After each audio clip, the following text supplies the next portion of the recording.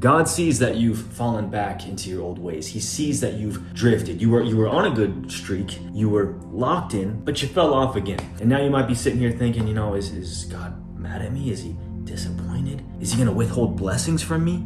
Does he even love me? And hey, just to be real with you, bro, he doesn't. I'm just playing.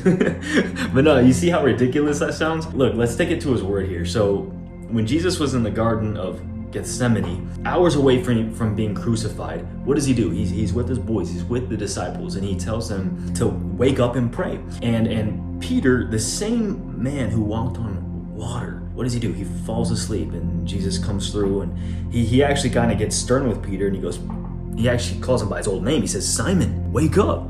It's prayer time, bro. And it's like, why did Jesus call Peter by his old name? Why did he call him Simon? It's because Peter, he was falling back into his old ways again. And Jesus was basically saying, hey, get that Simon guy out of here. I need Peter to show up right now. And so what does this story mean to us? It means, hey, sometimes we're gonna fall asleep.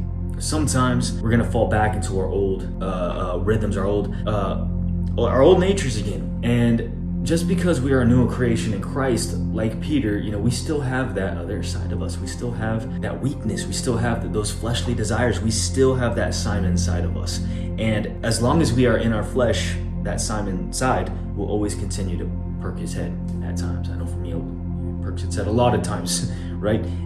But the good news is that every single day you get to wake up and you get to remind yourself that, hey, I'm a child of God.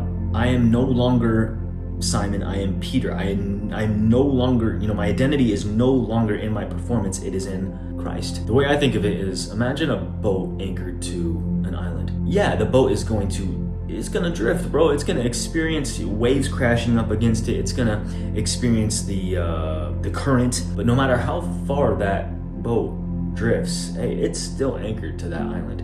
There's not going to be a moment where the boat's going to think to itself, oh man, I'm way too far out, bro. There's no way, I don't deserve to come back to the island. I don't deserve to be connected and anchored to the island. Oh well, snip, and then just let itself drift off because it's too far gone. No, that's absolutely ridiculous. Likewise, that's how we be acting, bro. We start thinking, oh, I'm too far out, man. The current's taking me too much, man. I don't deserve to be anchored. But the truth is, hey, no, bro, you're whether you like it or not, you're still anchored, you're still connected, you still belong to the King of Kings, right? God, he sees you drift, but he ain't ever gonna let go. Appreciate you. Make sure you join our free men's Christian community down below. Peace always.